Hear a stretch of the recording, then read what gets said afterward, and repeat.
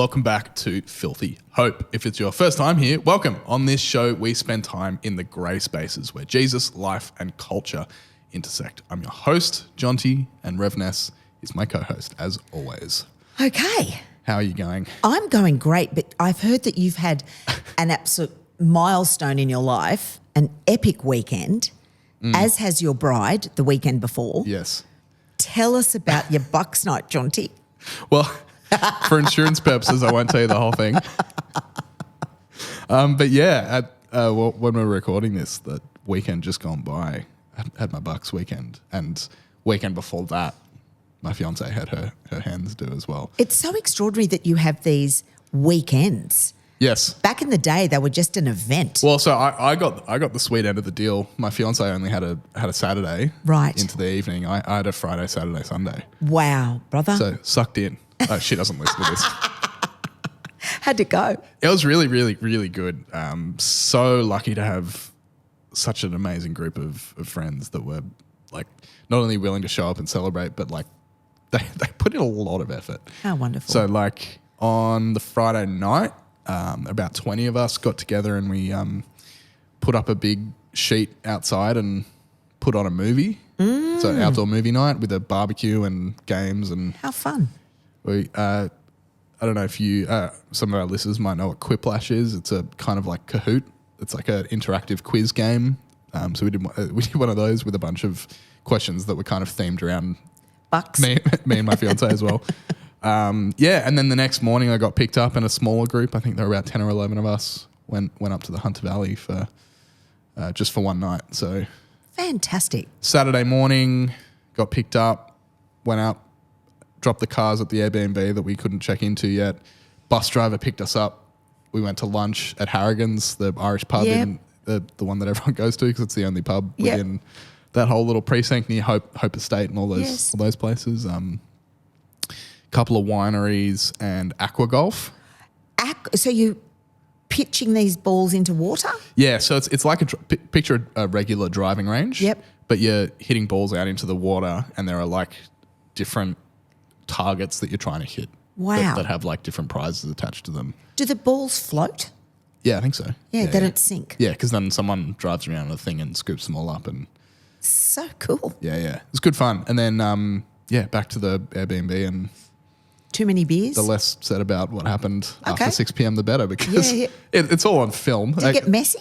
To be fair, it didn't actually get that messy. It was a pretty classy affair. Like at some point it was cigars and whiskey and Oh, sitting around. that's a bit chatting. la-di-da. Yeah, it's pretty bougie. Poshy? Yeah, it was pretty funny though. The place I won't say where it was. People can probably find it from my description.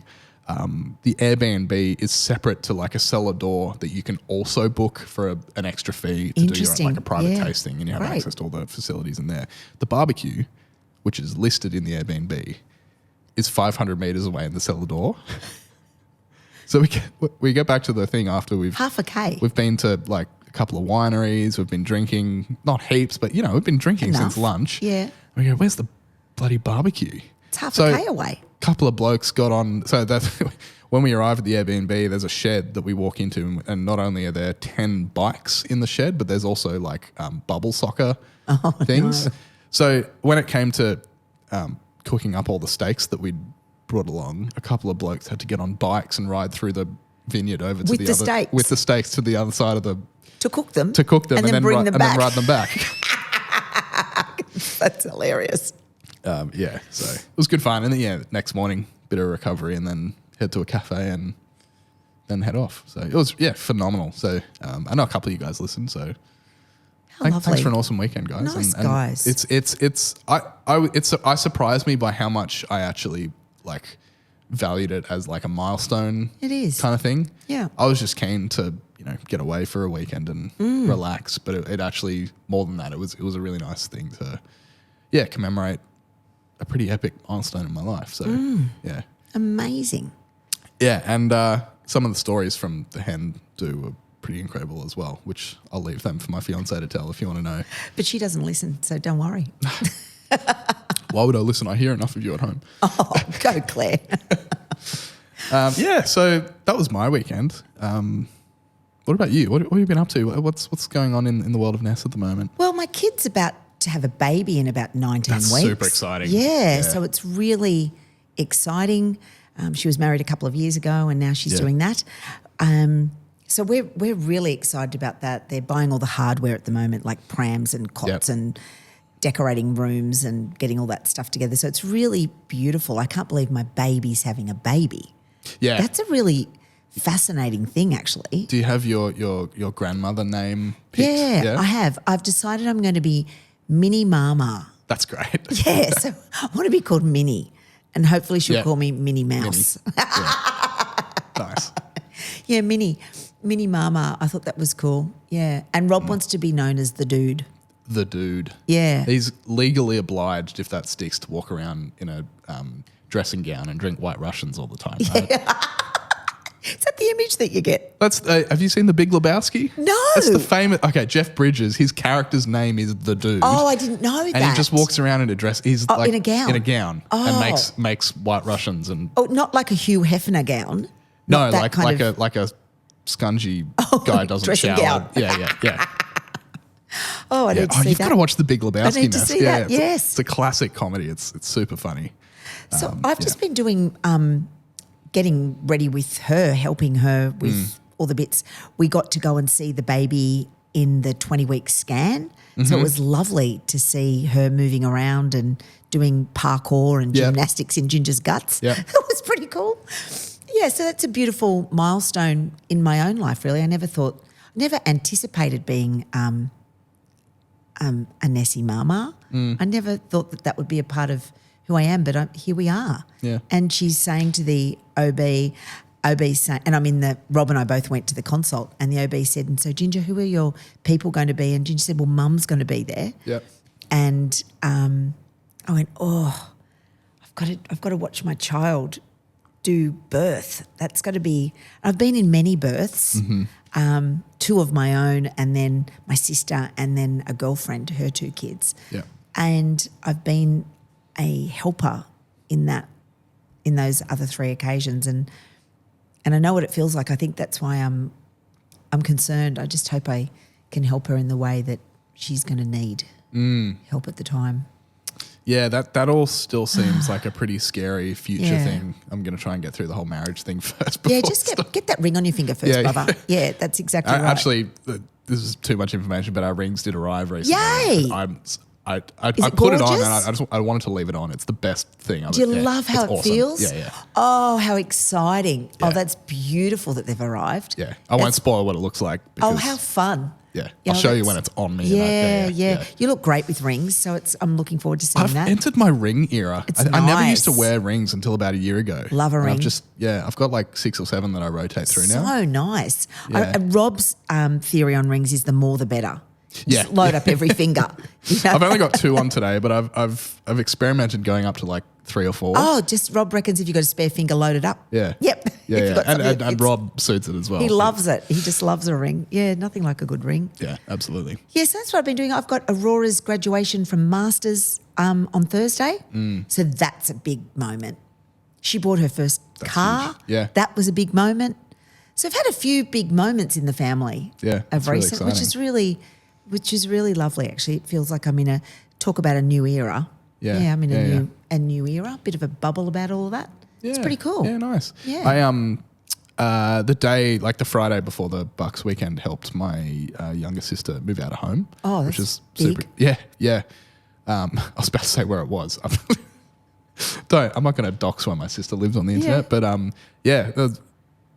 the last of the 3 of us to move out of home as well. So it that's big for mum and It was dad. pretty exciting. Yeah. I feel a bit bad for my mum at the moment because dad's over in Perth. Oh, with his family. Seeing his family. Yep. And so mum's at home. Yeah, wow. And my younger sister just moved out. Not far. Okay. We're all within, 10K. driving distance. Yeah. My brother's a little bit further away. He's out west. But, mum's kind of at home by Empty herself at nesting. the moment. Yeah, so help my sister shift all the heavy stuff up the 2 flights of stairs. I've got a scab on my knuckles at the moment, which people Smashing always it. ask, like, oh, did you get into a fight or something? I'm like, yeah, you should see the other guy. But like the windowsill. lifting like a big heavy thing up around the corner of a staircase Yeah, and uncool. getting the brick on the way around. Yeah. Oh, wow. Oh, that's big in your family too. Yeah. And you got a wedding coming up and Yep. the sister moving out. That's a lot of change for your mum and dad as well. Absolutely. And it's interesting, like, so my younger sister actually moved out of home 3 or 4 years ago to go to uni. Yeah, I remember She was that. in Bathurst for 3 years. Yeah. Had to come home almost immediately because of COVID. Yes. But yeah, met her partner out in Bathurst and is moving out with her partner now. It's great But so news. like kind of had moved out of home and then Came moved home. back home again for about a year and now is moving out again. So Yeah, it wow. doesn't feel, like when I moved out of home, I'd lived at home my whole life and then That was it. You haven't left and gone didn't back. come back. No, yeah. that's right. So it's slightly different, but yeah, it's a bit of a milestone for our family now that all three of us are adults and have moved out of home. It's massive. Yeah. Big for your mum and dad too. Yeah. Each of you are on these, life trajectories, and mum and dad are on a wind down.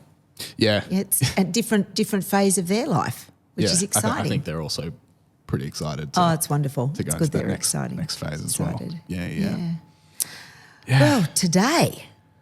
Yeah, today we had this great conversation before we recorded, and I think we're just going to pick up from where we left off. Yeah. What's the point? Why bother? Why bother? Yeah. What prompted this for us, Ness? Because it hasn't come out of nowhere. No. Because it's something that I feel like if you're in ministry specifically, you can't not wonder this every once in a while. But I think and I want to preface, this isn't a conversation that's just for ministry stuff. Mm-mm. We sometimes feel it acutely in a very specific way. Mm.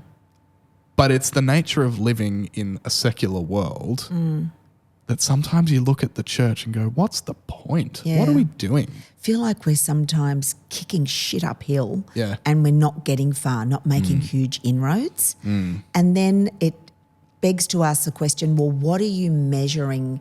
What is your yardstick for measuring success on your ministry goals, you know? And I think I have I'm a person that has this ability to be perpetually cup half full. I'll always do full to overflowing. Yes. I never tend to come in from a negative perspective. I'll always want to come in and look at the positive that can be gained from the situation. It's actually something I'm quite envious of you about, because I am not that person. Right. I am prone to a cynicism spiral and what's the point? It's all bullshit. Yeah. Like, I love that about toys you. out the cot. Yeah. And we kind of balance each do. other out, because you pull me up from that, and I think I sometimes probably cut the top off of your optimism. You rock in with a bloody chainsaw, mate. Yeah, Absolutely. What is it when Rob does the hedges? You take it completely off. That's right. Yeah, and both are needed in moderation. Totally. Because, for the right reasons. But That's right. so like you've always been, as long as I've known you, you've been the eternal optimist. Always. And so it shocked me Yes. today when we had this conversation. Well, it shocked me that I actually lacked optimism and actually asked the question, why do I bother? Yeah. Because I don't think in ministry, I'm in my 9th year of being an ordained minister, been in ministry longer than that, but doing like this big official gig behaviour, I've never once asked the question, why bother? What am I doing? Why am I bothering with this? So what prompted it today? Oh, well, it wasn't today.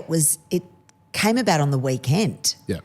And everything seemed to be going along fine,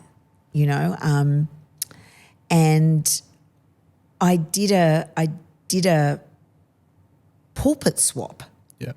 And I was really excited about it, because I got to share a story about my life that I linked with the story about the centurion that we read in Mark. Which we just did on Into the Word as well. Yeah. So I'd done all this work on that liturgically and theologically, and I thought, I'm going to share that personal story.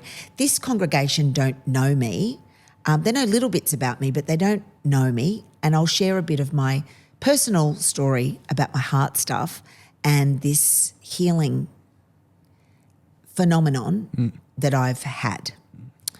So and the thing is, in this congregation, I had to do it twice.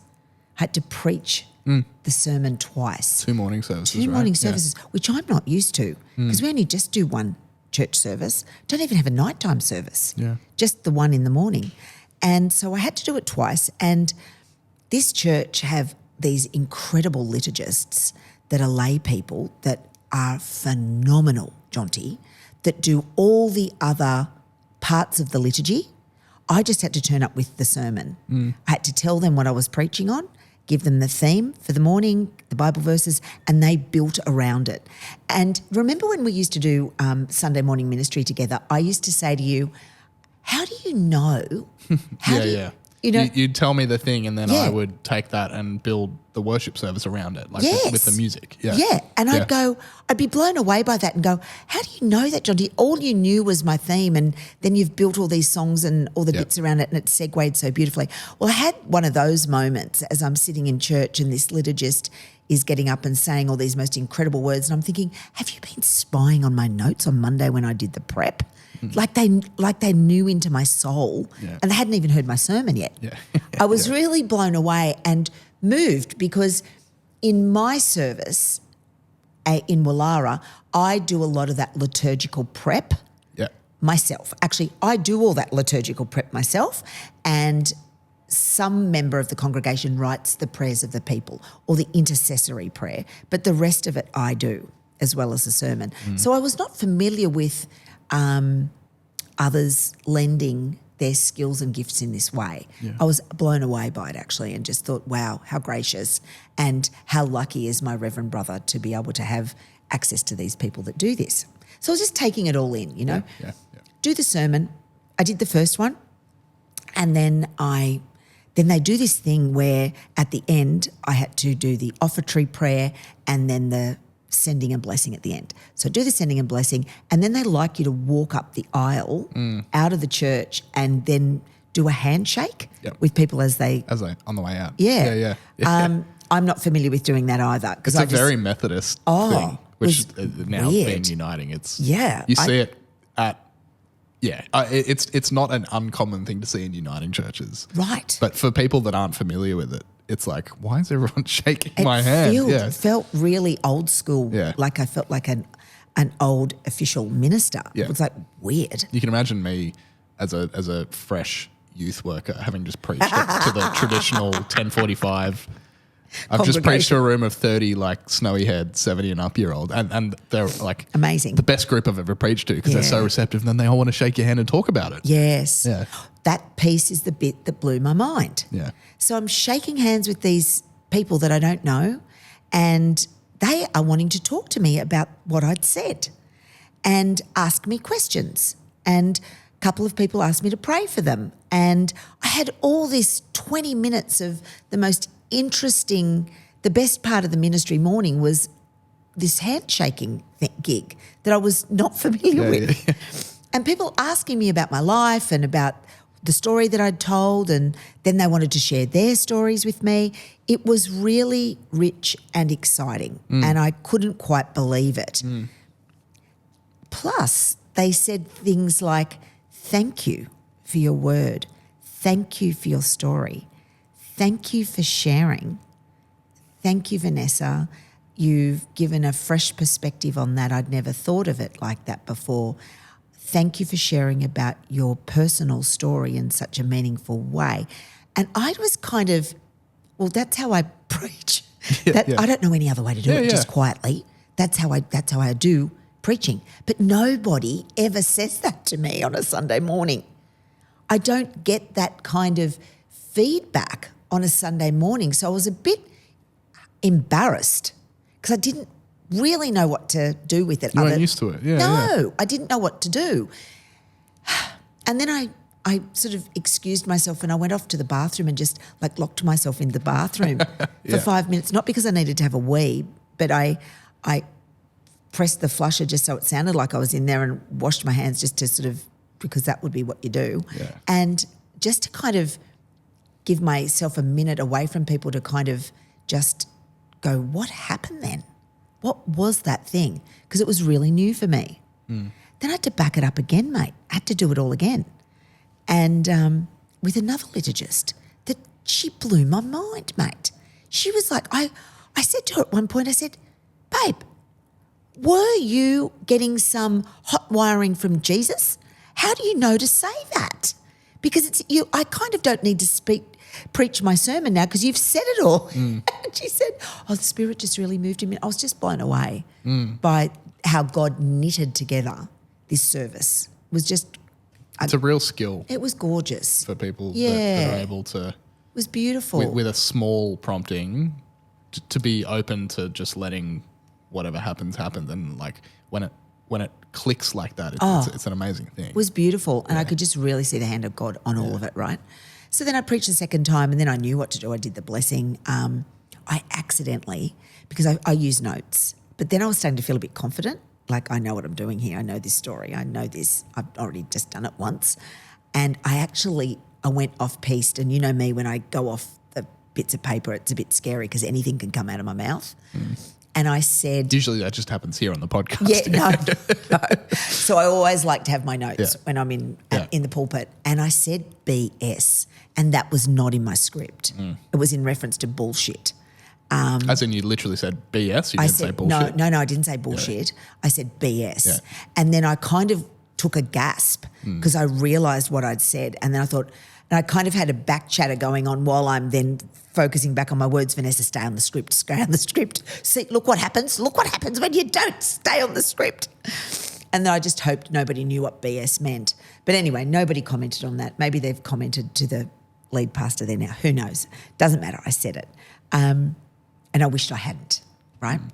Anyway, I walk up the end, say the blessing, and I walk out, and this same thing happens again. They queue up to shake your hand and to want to be your friend and ask you things and look at you. And I was overwhelmed by the interaction and the engagement that my words had fostered. So I'm there for a bunch of time, and did you do the evening service as well? No, I didn't do the evening, morning? just the morning. And then I went off, headed into the city, and had to do several hours with a family who are grieving the loss of their mum. So big funeral preparation. So we felt like a really big emotionally day, because I was doing this big outpouring, I think, into a community that I didn't know. Yeah. So I felt a bit nervous, and so it was a different kind of Sunday for me. And then the funeral thing, they're always hard. They're always draining, hard, and sad. It's a sad moment. Absolutely. People have just lost their mum. It's big prep, and I want to get the funeral information right, and I want to do a very good job for this family. So I was tired Sunday night. So I wake up Monday morning and I have to turn around and do it all again. And so I have to write the sermon for next Sunday and write the order of service, and I've got to write a funeral. And then prepare for us for what we do in Filthy Hope and scripture. So I had a really full Monday. It's a real administrative, creative writing kind of day, my Mondays. And I carve it out so I can that's what I do all day Monday. But it got to the end of Monday and I just took a break and I started to feel a bit agitated. And I don't know if it was because I was tired or just reflecting on the fact that I had all this really lovely, positive reaction to the preaching on the Sunday, and very grateful people at the funeral preparation, very grateful for my time, and said it numerous times, "Oh, Vanessa, thank you for what you're doing." Really beautiful things. And then I started to reflect, I think, on church. And I wondered why people in my congregation don't shake my hand. They don't line up. Everyone lines up, and I don't walk out in this thingo. I don't do that for a start. Recessional. I don't do that thing, and I just mingle and do morning tea that we do in the big sanctuary straight after. That's the routine of how we do it. But I don't think people regularly want to engage with me about the words that I've just spoken about and spend a half a day preparing for them. Nobody wants to have these deep conversations like this other congregation wanted to have with me. And so I came to the conclusion, why bother? Why bother? What is this all about, you know? And then the minister that did the pulpit swap with me took a photo of the congregation on Sunday, and it was bare minimum number of people there. And I was so sad. I was sad for my congregation that they were missing this great minister whom they love and think he's like a bloody rock star. If I'm honest, I get a bit jealous because they go, oh, John's coming, and John. And the ladies get all a bit excited, I think, because it's a bloke and he's really good at what he does. Oh, you know, he's been on this show a bunch. He's excellent. He's a really seasoned professional preacher. The dude's like a rock star. And also, we've both known him for a long time. Yeah. Just like the most down to earth. Yeah. Like the best guy as well. The best. Like he's awesome. Send me a photo. Where is my congregation? And then I kept thinking about, oh, well, I did cough on them the week before because I had been sick. There was a whole bunch of people with the flu. You and me both. Yeah. I can't cough on our podcast. No, listeners, so. But I made, I think, a bunch of people really crook. I really apologise for that if you're listening. I think I spread my germs, and there were a bunch of people away very sick, like with the flu, sick. Right. And then there was a whole bunch of people that just didn't come. And I just went, well, why do we bother? Yeah, which it raises a bunch of really interesting questions. I feel like a bit like a spoiled child saying it, you know? And then I think, well, do we measure, is it bums on seats that is our matrix for measuring the validity of what we do on a Sunday morning? Yeah. Is that not a true measure? Is this just not meant for an audience of one?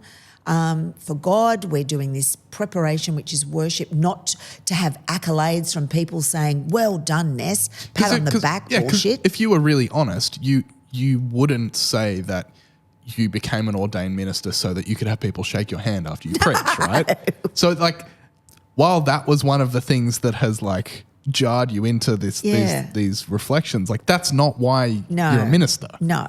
So never. Why are you a minister is the question that then this is prompting and why I think this is a worthwhile conversation for the podcast is this goes beyond just you. It's a question that all of us, like everyone who feels like they have a vocational call to do something, why do you do it? Because everyone will get to the point where it doesn't seem like it's going exactly how you thought you wanted it to. And then you start asking yourself, what's the point? Why am I doing it? I know. And so I sat there on the lounge yesterday thinking, and I think I did a bit of a, went down a bit of a rabbit hole and didn't do cup half full. I went into you became me for an afternoon. I did you for a minute. Should have called you. Yeah. I went a bit, oh, wow, well then let's see the validity of the ministry. What are we doing? Yeah. And I kind of went through all the key parts of the ministry that I really know that has deep penetrable Jesusness into our communities. And the communities are different. So it's things like the podcast. Yeah. We have hundreds of people that listen to this conversation every week. Yeah. And then tens of thousands that listen to our small, short content every single week. And I think, okay, so if we're looking at numbers, then this ministry's going okay, right? This is a great ministry. We're talking about Jesus. We're talking about filthy hope in the world. We're talking about the grey spaces of where religion meets the world and what are we honestly doing and talk about. And then I was thinking about the wellness HQ facility that we run, and I've got this kick-ass therapist in there, We've psychologist. talked to Raina before. Oh, she's just like a great. powerhouse, and some powerhouse interns. And then, and I went, no, that's going great, and we've got lots of clients, and it's going beautifully. And then I went, and then Sunday morning, and then I went, I'm 5 years. Then I started to kind of do a 360 review on my ministry, and I sort of did like a HR review on my own self. And I went, well, after 5 years, shouldn't we have, 400 people in there? Not that we can hold 400 people, but shouldn't we have... In what building? Yeah. Shouldn't we have 100 people busting down the door to get in there, to hear the gospel and be a part of our community, and plugging into this message of hope for the future, and one of grace and love and repentance of Jesus Christ? And why aren't they coming? And then I went, and then I tried to find answers in my own head. Why aren't they coming? And I tried to kind of fix it. And it left me feeling quite sad. I do know that I am bumper to bumper next to the synagogue, okay? Yes, that is a huge... I don't think we actually talk about that nearly enough in our own ministry context. Like, we're literally down the road from one of the biggest synagogues in 25 steps down the road. Yeah. And it's packed. Yeah. Like, it's thriving, right?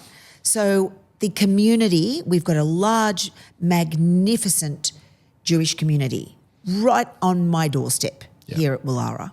And we're friends with them, and it's beautiful. And they're awesome. It's really great. And then I've got my Anglican buddies, Marcello and his team, down the 25 steps down the other end of the road as well.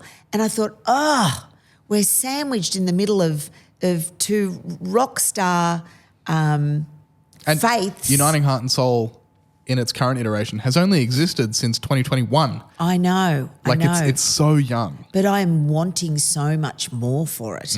And I'm wanting people to come, and I keep thinking, why aren't they coming? And then I think to myself, which is really cheeky, what am I doing wrong? And that's when I just go down the rabbit hole.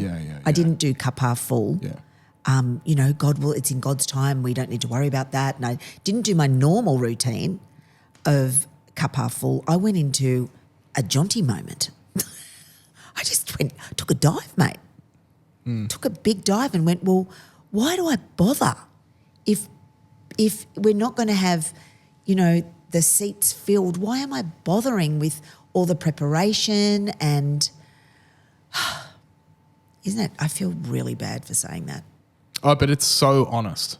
I just had... And, I think anyone that is a professional in anything is lying if they say that they don't have moments of considering all of those questions. It's the first time I've had it in all this time. I honestly, I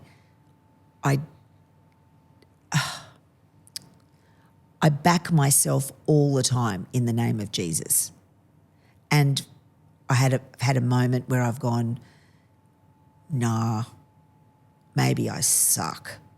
Maybe I suck at minister. Maybe I suck at minister on Sunday morning.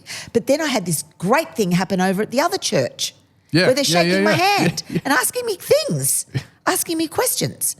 Maybe I just suck in the context in Willara. And I thought, really? I feel absolutely atrocious. I feel dirty for even saying that or even thinking it. I feel bad for myself for thinking it, and for my congregation for daring to allow myself to think it. But I think it's healthy, and it means that you're continuing to temperature check. Because an alternate version of that is not even considering remotely that you can grow or change in any area, and you just, you see it. There's lots of famous examples of famous charismatic leaders not stopping to check temperature and not stopping to check if they're actually meeting the goals of what they're setting out to do and burning entire congregations. Yeah, right. And leaving an entire, and this is the language, and I'll use this language specifically because people will know what I'm talking about, is they just drive the bus faster and faster without caring who gets pushed off or who gets run over. Yeah. And so there is a healthy and necessary amount of, am I, A, doing the right thing for this group? Yeah. And am I, B, the right person? Like that's a valid question to be continuing to ask because as Christians, we talk about what the call of God is on our lives. Like discernment is a part of that process. Yeah. And unless we're actually stopping to think about it deeply and go, where is God calling me to today? We can get stuck into these rigid patterns of our life that don't evolve or grow in any meaningful way in the way that God wants us to. So, and I want to make clear, I'm not affirming, Ness, you're not the right person, but like that spiral, because that's when it becomes unhealthy, when it spirals down into that feeling of like, well, it's all like, what's the point? Toss it all in kind of thinking. That's not what I'm saying. What's really healthy is actually being a realist and continuing to temperature check and continue to discern. And that's to have someone in a position like the position you're in as an ordained minister that's been in ministry for almost 10 years. Yeah. To have you being honest about that is really powerful because it tells people that it is normal. And it isn't weird, and it isn't like, you know, a sign that you're a terrible person or a sign that you're not the right person to be doing something. It's just like literally a natural part of the process of pursuing God's call. Yeah. Yeah, I still feel very called to where I am. Absolutely. I just want the people to come. Yeah. And so that probably takes us into that. The second part of why this is, I think, is a really valuable conversation is, what are the metrics? What are the metrics? Like as we've said, it's not how many people come up and shake your hand. No, but shit, that felt good. Yeah, I can and imagine. they asked me things. They asked me things about the Bible. And I got to lay hands on strangers and pray prayers that just were absolutely beautiful in the moment. And I thought, oh, God is really using me in this moment in a really bold and fantastic way. And I suppose because it was new and they were new people and they were so receptive to my word, I wonder if this pulpit swap thing is a really good, valid thing because then different congregations we get to hear and be inspired by other ministry agents, you know? For sure. Because I wonder then if my congregation are just tired of my Vanessa-ness and tired of the way in which I present the gospel. And therefore they're not asking me questions because... Have they ever asked you questions though? No. I don't know what that is. No, they don't. Yeah, so I wouldn't say that's any sign of your like starting to get stale or anything like that, because there isn't a pre-established condition where they are actively coming up and wanting to talk to you about that stuff. Maybe that's just the culture of that congregation. Maybe they all go and chat over coffee the next day and you just don't know and about bitch about me. Yeah, maybe. Like who knows? Well, I will hear about it if I've said something that is not comfortable for them. Right. Okay. I will definitely hear it then. Yeah. Yes, a few of them will definitely let me know that what I've said has challenged them. Yeah. And then that will lead to a conversation. But it's generally, that's a negative thing. Right. It's not from an inquiring curiosity position of wanting to know, dig deeper or know more. And I suppose that was just new for me. And I'm so grateful that I've had that experience to know, okay, that felt really lovely, but then I was left thinking, oh, why isn't it happening in my congregation? And, you know, maybe it's familiarity.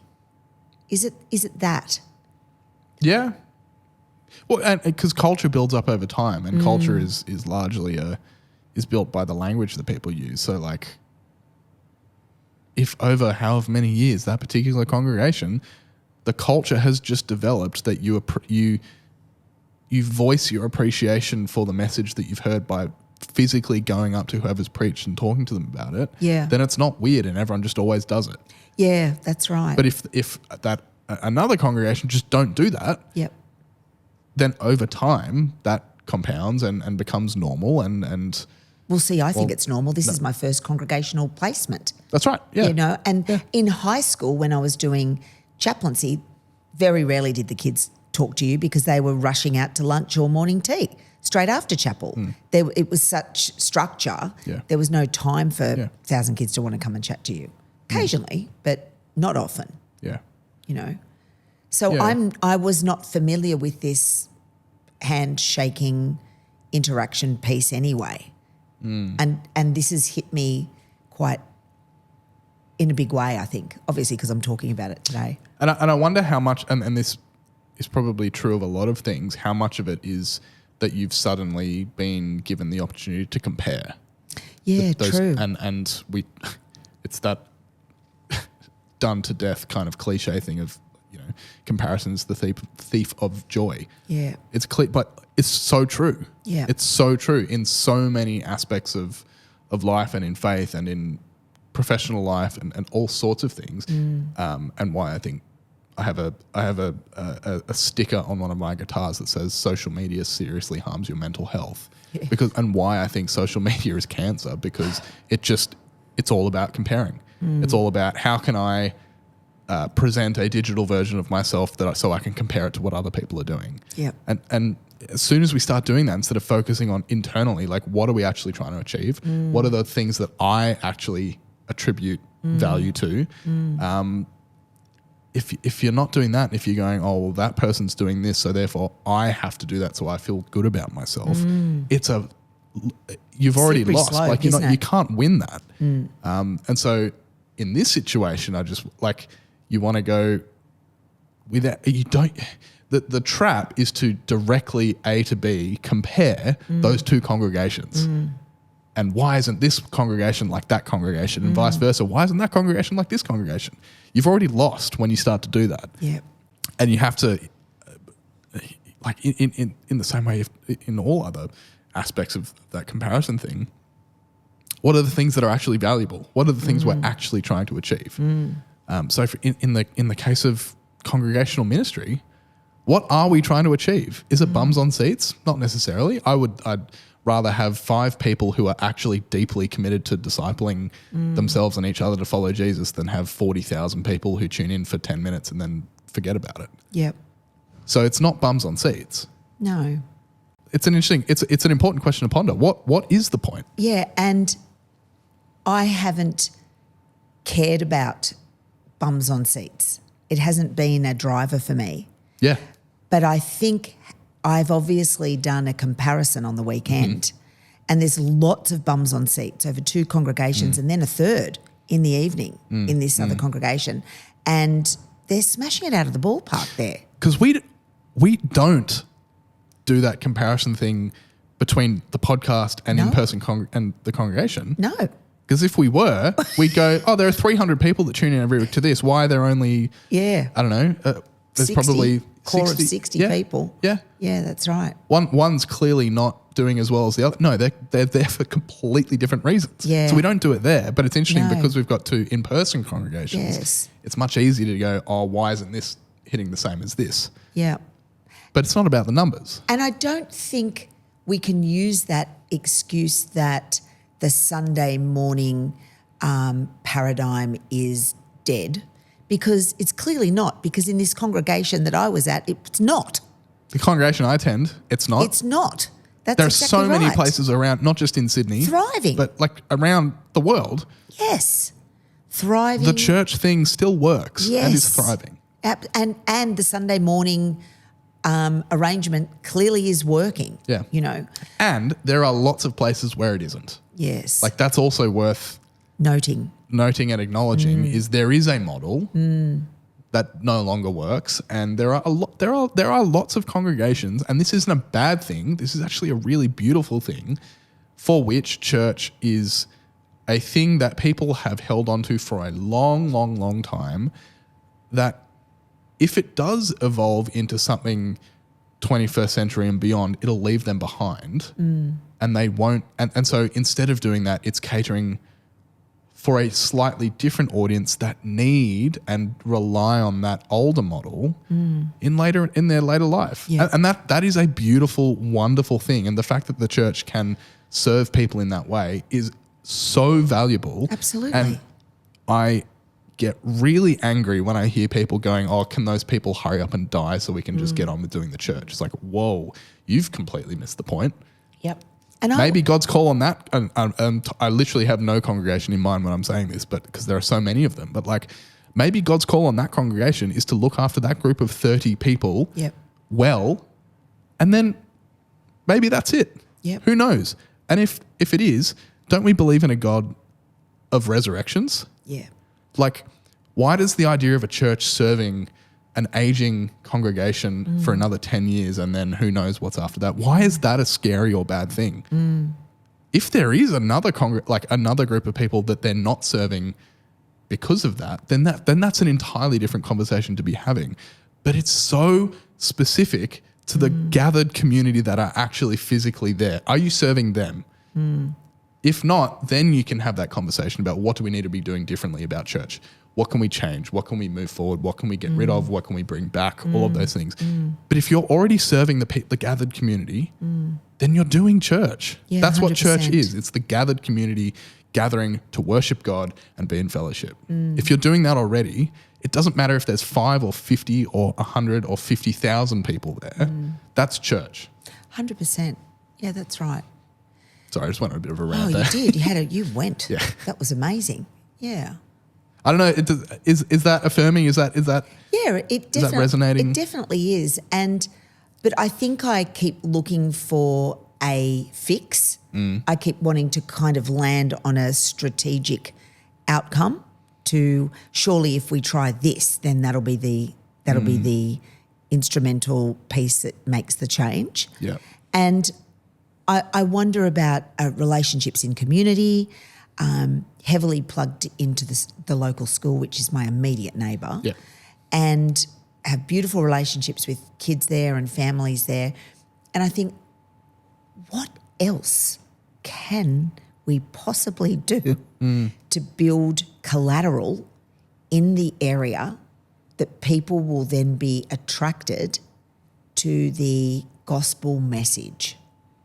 What is it that we can do? Or is it that the demographic in where I'm situated is actually largely Jewish and therefore it's never going to fly? But also, if it's about the gospel message taking root, Yeah. that's a slightly different thing to how many people are coming to church. So then the question, it's a really tough question to answer, is how do you then actually measure if the gospel is taking root? Because it's not always in bums on seats on a Sunday morning. No. And that radically changes how you approach Oh, you can have congregational ministry, right? people in church that have that are there just really as a part of a club, Yeah, that I have like morning tea. Seeing my no mates. gospel connection at all. They're just doing a routine because that's what they've done forever. Yeah. No, lots of those people. Oh, I think everyone You know, does. Yeah. That's Don't don't understand Sunday morning discipleship. classic. I think everyone Yeah. knows those people. Yeah, that's right. That are not interested in growing in this discipleship, that are not interested in being stretched in their understanding of our triune God, who are not willing to try different things to attract others to the community, because they actually are happy being their little own club because that makes it safe. I'll see if I can find this. I posted this clip on the Filthy Hope socials a couple of weeks ago that speaks directly to this. And I'll see if I can find it, and when this episode goes up, I'll repost it if I can. I can't remember the guy's name, but he's saying the biggest form of hypocrisy in the modern church is people turning up to church and expecting something to be there that they're not willing to bring themselves. Oh, I love that. Why isn't the church growing? Have you brought anyone? Friend? Yeah, that's right. Why isn't culture changing? Have you tried changing it? And so in what you're talking about, in that stereotypical, but like everyone knows one of those people that are so just like locked in, and that, in my experience, they're the first person to stick their hand up and go, we need this to change, even though they're not willing to contribute in any way. Yeah. How do we, and maybe those people aren't ever going to contribute to change, and that's fine. There's room for them in the church. There is room for everyone 100%. In the church. But how do we generate a culture of people that are willing to be that change that they want to see in the church? I think I heard a podcast recently with someone talking about they were the lead pastor at a youth church, and over a year he said to his existing congregation, because he was wrestling with this exact same thing, he said, we're a church, so we want to grow, not because we want the validation of seeing more people sitting in the building, but because we want to see the gospel spreading. That's it. And the way that they went about it for an entire year wasn't how many people can you bring to church. It was everyone in the congregation, think of one person in your life. One person. I love that. Over the next 52 weeks, start planting seeds. And they doubled in size. Beautiful. Over a year. Yeah, wow. Because by and large, all of them were able not to bully their one friend into coming to church with them, but to genuinely invest in another person's life in a way that they're actually then going to want to come with you because they value that relationship. And when you're actually in relationship with someone, you are going to be interested in what they do. Yeah. You're going to be like, I love you as a person. Therefore, what's this church thing about that you spend half your life doing, right? That's right.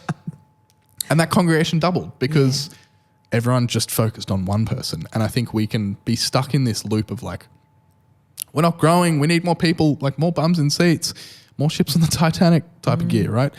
Instead of going like, who are the people in my life that need the gospel? Yeah.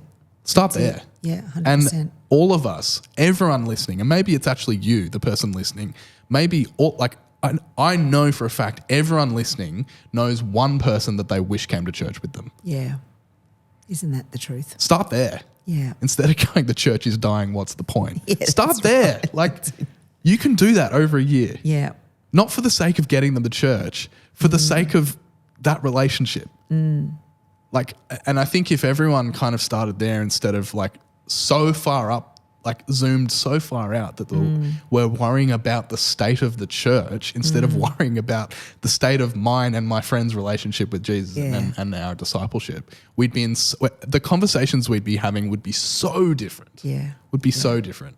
Yeah. And a really nice fruit of that is that more people start coming to church. Yeah, exactly. Yeah.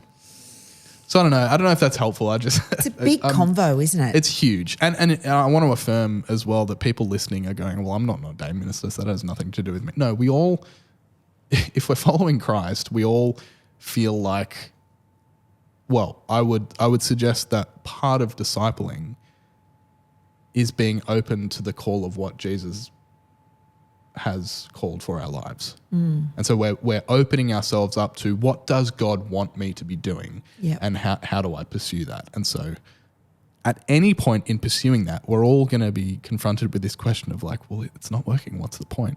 Yeah. Am I doing the right thing? Yeah. What can I do different? What can I be doing different? What do I need to change? Am I doing this wrong? Yeah, exactly. It's all of that. It's all of it. Yeah. Yeah, absolutely. I think the idea of a 360 regularly and looking at your ministry with fresh eyes is really important. Absolutely. Just like you would in any corporate job. I think it's what are the strengths, what are the weaknesses, Absolutely. What can I improve, what can we try again, what needs to stay, what needs to go. I think that's all absolutely critical to this role that we play in the church. I just feel a level of, I suppose, fresh frustration. I think it's that I haven't really ever expressed or taken time to recognise. And and I'm just struggling with ways of knowing how to impact a change that will bring about something different. You know? Yeah. Because we've got this new band that's just absolutely epic on a Sunday morning. You know how music can either divide or it can do horrific things, music. Well, the band, everybody is absolutely loving this new band. And it was such a risk. And it was such a risk. We've got paid professionals that are coming and playing, and I can't begin to tell you the joy that we're watching and partaking in musical worship. These elderly people in the congregation are talking about it so positively, which has blown my mind. That remember when you came in with your electric guitar? I was going to say 5 years ago, Jonty. What you're describing is with people not coming up. That's how I felt when I was leading worship. The only time people would come up and say, "Oh, I loved worship today," was when I wasn't on the guitar. I was on the piano playing Amazing Grace. They didn't say, "Oh, we hate the piano," they hate the guitar. They just come up and say, "Oh, we love when you play piano." Cool.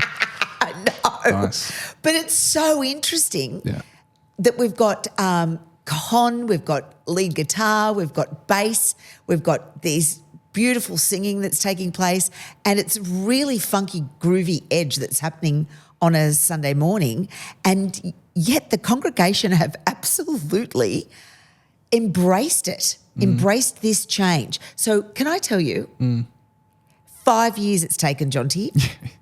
That's massive, right? And they've come around to guitar and bass guitar and rhythm and drums and bloody tambourines and shakers. They're loving it. So I'm thinking, wow, okay, this is something that's working like really well, but it's taken a long time to get us there. And you know? Not because it'd be one thing to go, as a music team, we like this type of music, so we're going to just force that on everyone else. No. It's actually about what's best going to let the congregation worship together. Yeah. And we sing a combo of the most latest Christian music and the oldest of beautiful hymns, but they are all funkerized. And they are all getting with the program in a really homogenous, uplifting way. And that makes my heart feel very happy, because music can be a big divider in a church, right? Yeah. So I feel like that's partly why the evening service exists in so many places. Oh, you want to do new music? Hey, do it. You over go there. over there. Yeah, that's right. Well, we're doing the new stuff and Crackers in at 10 o'clock in the morning. So I'm thinking, wow, is it just till people hear that we've got this really great music that's going on? Maybe they'll come and worship, and they'll enjoy worshipping in this way. I don't know what else to do, Jonty. I don't know. Just pray. I've just got to keep praying and keep turning up and keep being in love with Jesus and in love with wanting to spread the gospel and grow the discipleship of the people that gather. Yeah, and that's really all I'm called to do. Don't get distracted by metrics and things that don't actually matter. Yeah. Don't worry that they don't want to talk to me after church and shake my hand. Yeah. I need to park that one. I want to thank you for being open to talking about that, because it's a vulnerable thing to. That's awful. Didn't feel like a very nice conversation. But I know that it's been helpful to people. I hope so. I know that because it's a universal thing that people experience, and so it's always so affirming to hear someone else say the thing that you're already thinking. Oh, wow. So I already know that at least one person listening has gone, oh my goodness, thank God I'm not the only person that feels like this. Yeah, wow. Yeah. And if you are one of those people and you want to chat to us, please do. Yeah, or if you've already got great ideas for growing your congregation, please let us know. Absolutely. Yeah. So thanks for opening up about that. Pleasure. I hope it was helpful. Yeah. To wrap up, have you been watching or listening to anything interesting recently? What have you been up to? I'm at uni. I'm still into innocent suffering, pain, and death and resurrection of Jesus Christ. So I am up to here in reading quite dense theology at the moment, and I'm still trying to work it out myself, Jonty, and I don't really have an answer to evil suffering in the world and why it happens. There's so many theories and so much theology in and around it. I'm yet to come up with my own conclusion as to what I really think. I'm waiting for God to inspire me because I don't really have an answer. Because I'm not God, actually. Isn't that funny? You know, I'm not trying to be a theologian who thinks that they know the answers to the mystery and the wonder of our most amazing God. So I'm actually quite happy to let it sit in the I don't know the answer to this, but FYI, how amazing is our Saviour. And it is a mystery, and I'm going to look forward to knowing more about that when I get into eternity and into a different form of relationship. Yeah, maybe he'll reveal the answers to me there. I don't know. We can only hope. What have you been reading? That was a bit heavy, wasn't it? No, that's good because it's and it'll be interesting to continue to check in with where you're at with all of that stuff. I feel like such a nerdy theologian geek. Do you know who you're talking to? Yeah, but that was really nerdy what I just said. I don't normally be that uncool. I usually leave that to you. Yeah, that's right. That's usually my place. Yeah, that's it. I mean, what have I been reading? I just read a book. Some people might have read it called Cultish, which is about the subtitle is The Language of Fanaticism, and it's just a book about like unpacking how language leads to like the role that language and the words we use, the role that plays in cults and fanaticism. It's really interesting. We might talk about that in the show at some point. I just read a book by a guy called Roger Corman, who's a movie director and producer who made literally hundreds of movies, lots of like B movies and schlock, like shitty horror movies and stuff like that. And it's called something like How I Made 100 Hollywood Movies and Never Lost a Dime or something like that. Oh, interesting. It's just a really nuts and bolts look into like the craft of like not just the craft, but like the finance and the literally how to make movies on a budget and stuff like that. It was really interesting. But the main one is, and we've talked about this before, is the season 2 finale of Severance, which was one of the best things I've seen on TV in a long. And I don't watch heaps of TV. Usually, I'm like the TV that I do watch is the big tentpole things. Like I was watching Game of Thrones. Yep. I've been making my way through Breaking Bad, House of the Dragon when that was on, Rings of Power, True Detective, like the big. But Severance is getting huge airtime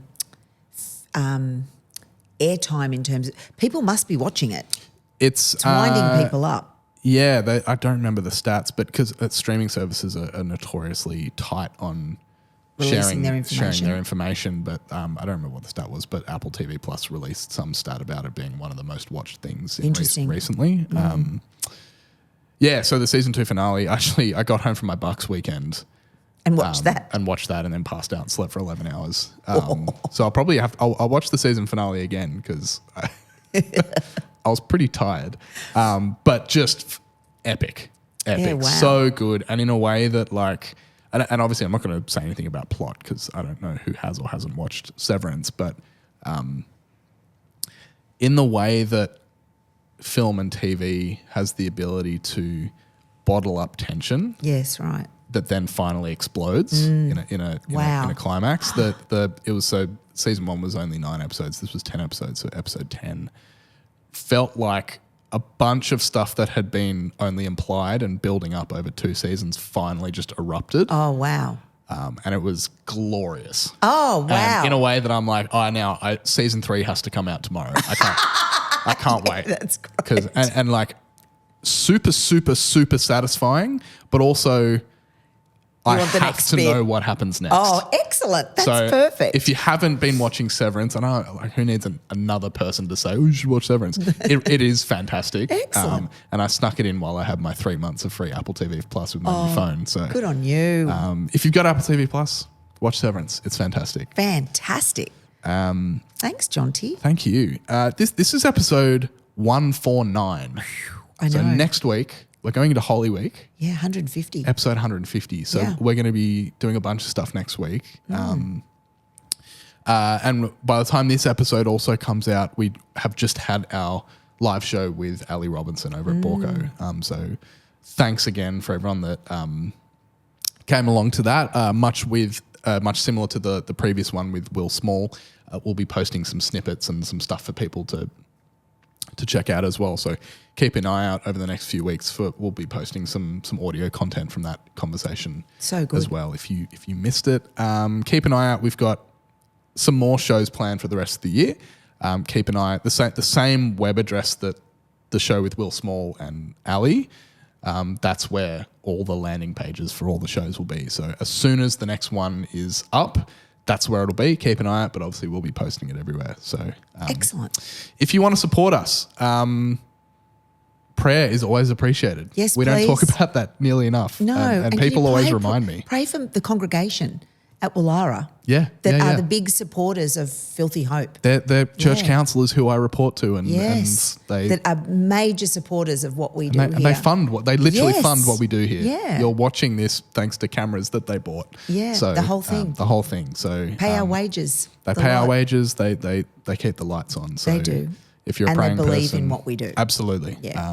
Pray for us. Pray for that congregation. Yeah, please. Pray for leadership. Good way of supporting us is buying a piece of merch. Web store, as always, buy a t-shirt, buy a cap. Once they're gone, they're gone. The next run will be a different design. So if you want the ones that you see floating around at the moment, get in before they're all gone. Or you can leave a review on Apple Podcasts. We've got another review that I just want to shout out on Apple Podcasts from Bill, who says, and I'm assuming that this will be in response to the recent episode we did about suffering with the Odyssey. He says, can sacrifice be sacrifice without suffering? There is some sort of dynamic in it. Something clicked in that space during Ness's testimony.